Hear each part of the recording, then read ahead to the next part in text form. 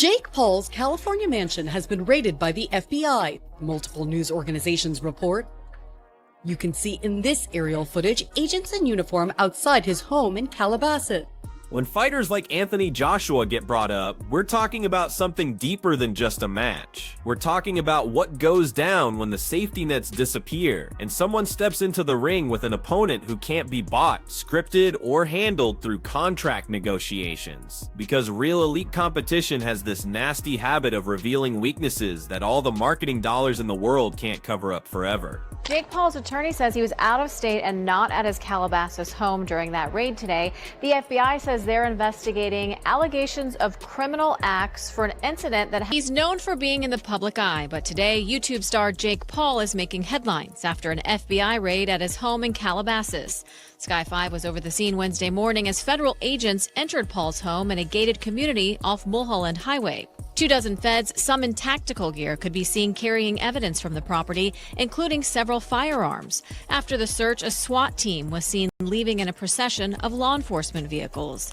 This whole mess keeps people glued to their screens because every single accusation sparks another video, another interview, another denial, and another meltdown. It's this endless cycle where suspicion turns into content and the drama itself becomes the main product, driving clicks, engagement, and non-stop arguments across every MMA and boxing platform out there. From a pure engagement standpoint, this thing is gold because it mixes terror, scandal, powerful people, and mysteries that never get solved. It keeps dragging the audience along with this promise that maybe the next bombshell will finally prove what everyone's thinking, or maybe it'll completely destroy everything they thought they knew. Right, because of the weight differences, the weight difference in there. I only know one man that'll do the weight difference like that, and that's the Bronze Bomber.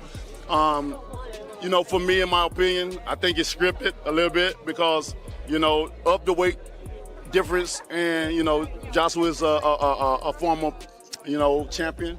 And also, you know, he's current, he's active, you know, and this is going to be the first time that we see Paul, you know, fighting an active fighter. You know what I mean? We seen the Mike Tyson, that was all fun, that was cute, you know what I'm saying? It's fun and games and stuff, but now you're dealing with a real professional.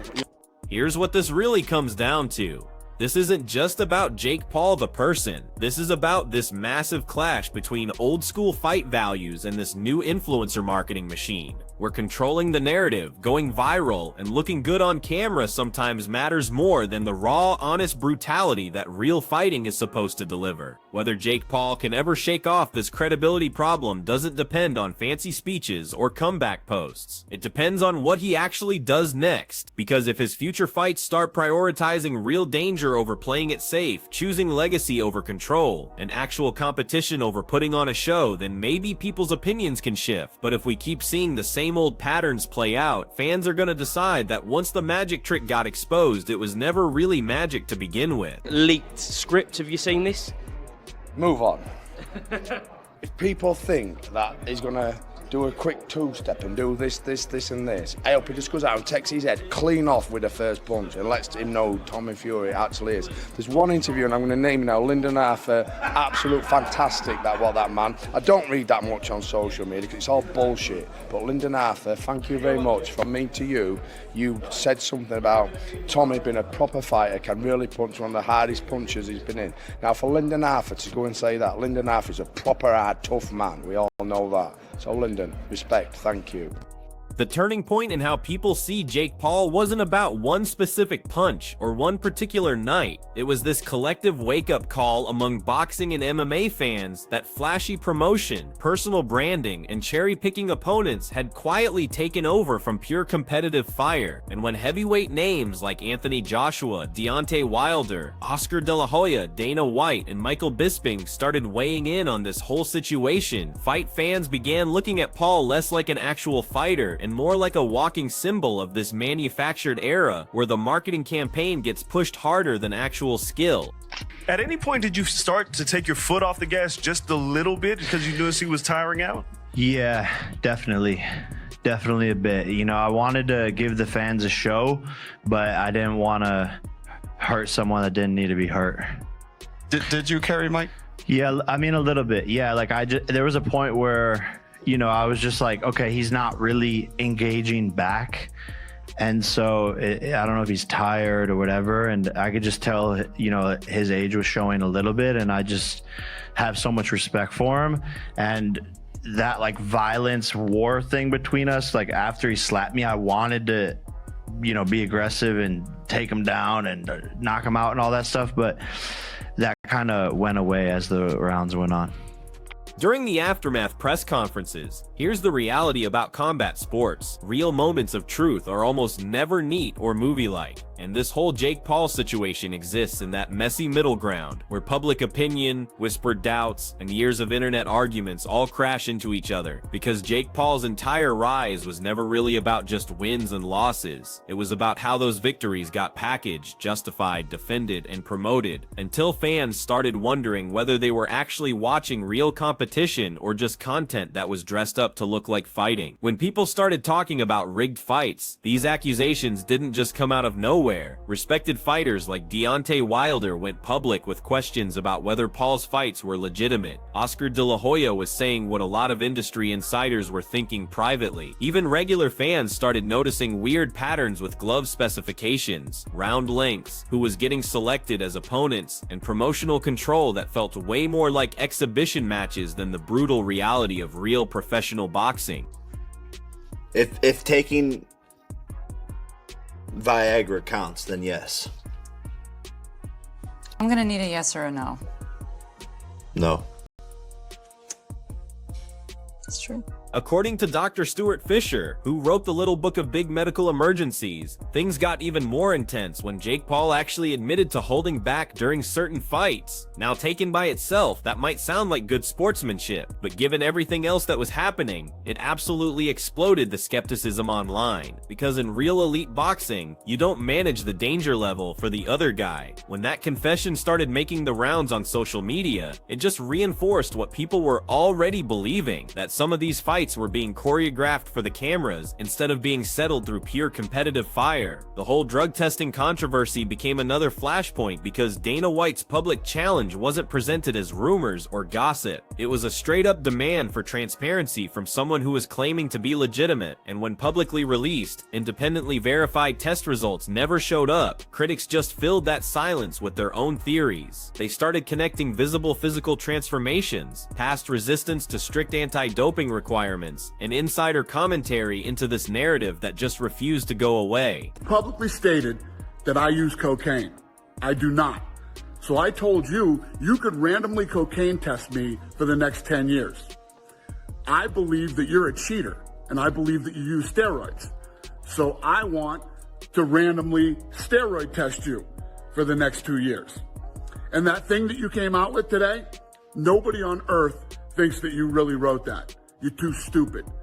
Medical expert opinions, social media breakdowns, and commentary from people like Dylan Danis kept adding more fuel, not because the accusations by themselves proved anything definitive, but because all these different voices piling on created this atmosphere where denying everything felt weaker than just being transparent. And in the eyes of fight fans, every refusal to show documentation became just another unanswered question stacked on top of an already massive pile of doubts.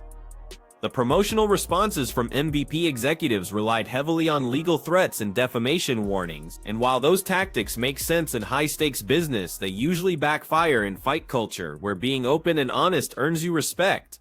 Because threatening to sue people doesn't convince fans that your results are real. It just signals that protecting your image has become way more important than being openly accountable. So that I brought it up wants to do testing, and he wants to do a set date before the fight.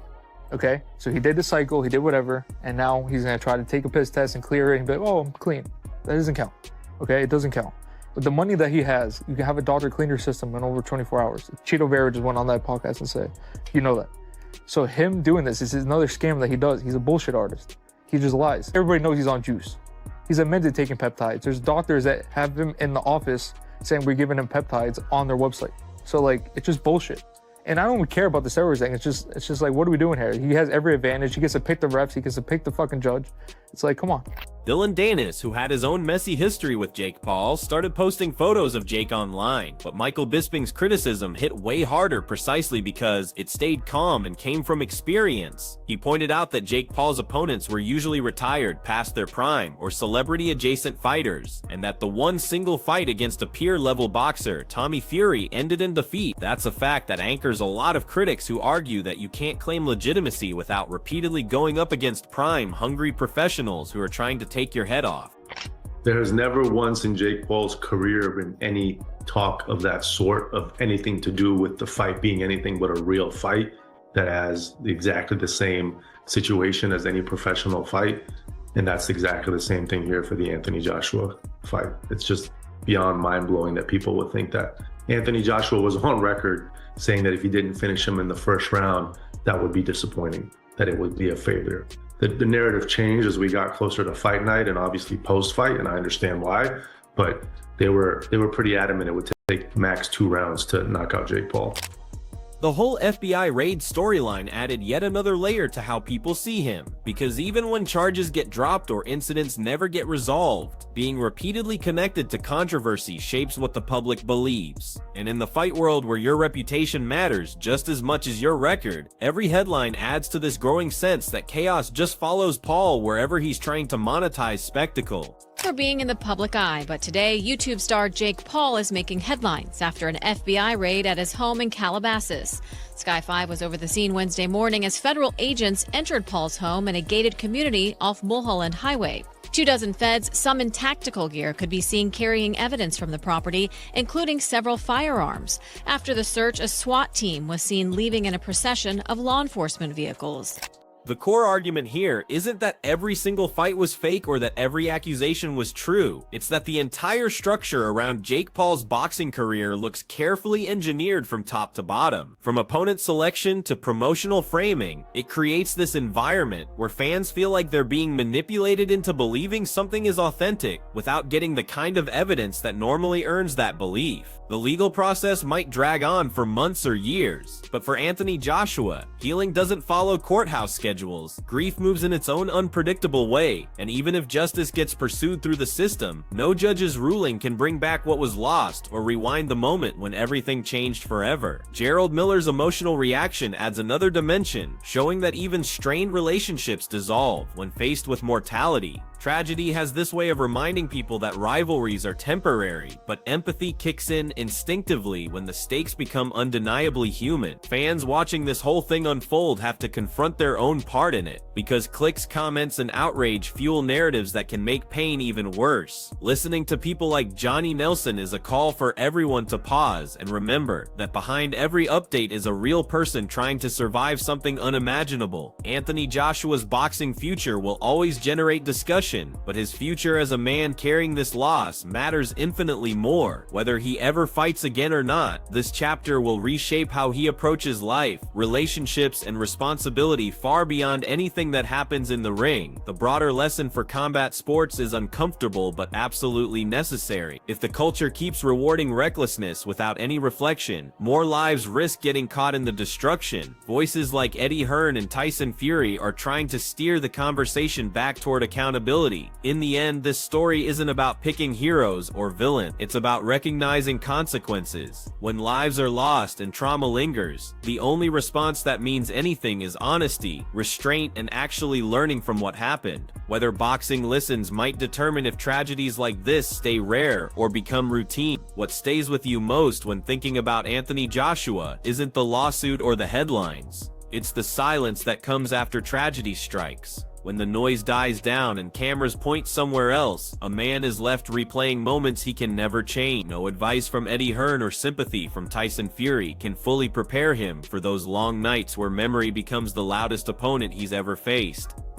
It's tempting for fans to turn this situation into taking sides, picking Anthony Joshua or Jake Paul like they're making a fight prediction. But real life doesn't work on scorecards. People like Johnny Nelson keep reminding everyone that grief doesn't care about internet debates. The loss of life here is permanent and completely indifferent to anyone's opinion. From a human perspective, Eddie Hearn's approach feels less like standard management and more like protection. When someone you've worked with for years nearly loses everything in seconds, professional relationships transform into something deeper. His direct tone suggests a man trying to shield Anthony Joshua from getting swallowed by a system that moves on way too quickly. Tyson Fury's reaction hits hard because he understands chaos personally. He knows how fast narratives can flip from triumph to disaster. When he talks about families and loved ones, it feels like a warning to the entire fight community that the tough guy image they sell can never replace the fragility they actually live with every single day. The perspectives of Duke McKenzie and Johnny Nelson carry weight because they represent experience rather than hype. When they criticize Jake Paul, it feels grounded and concerned for a sport they genuinely love. They're frustrated by a culture where spectacle sometimes moves faster than responsibility, leaving people exposed to consequences they never agreed to face. Anthony Joshua surviving while sitting in the back seat is a detail that carries unbearable weight. Survival can feel like punishment when it comes paired with loss. That knowledge alone can completely reshape someone's identity, turning confidence into caution and ambition into deep reflection almost overnight. For Jake Paul, being named in this narrative might become a defining moment, not because of what happens in court, but because public perception hardens fast.